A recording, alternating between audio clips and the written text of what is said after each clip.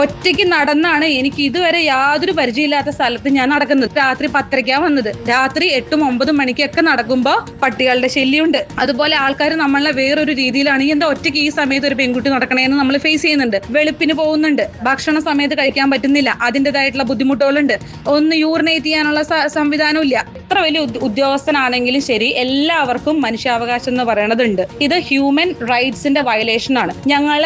നിങ്ങൾ ആരും അടിമകളായിട്ട് വിലക്കെടുത്തേക്കണതല്ല.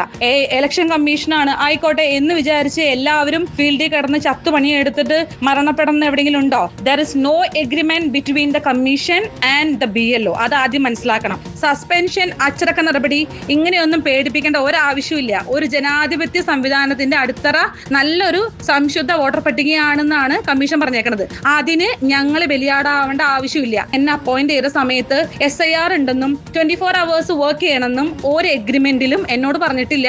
ഞങ്ങൾ നന്നായിട്ട് വർക്ക് ചെയ്യുന്നുണ്ട്. ഡിപ്പാർട്ട്മെന്റൽ ഇഷ്യൂ എന്ത് ഡിസിപ്ലിനറി ആക്ഷൻ ആണെങ്കിലും I am ready to face. I am sure that and for all supervisory. ഈ നിമിഷം വരെ ഒറ്റ സൂപ്പർവൈസറി ഞങ്ങളെ സഹായിച്ചിട്ടില്ല.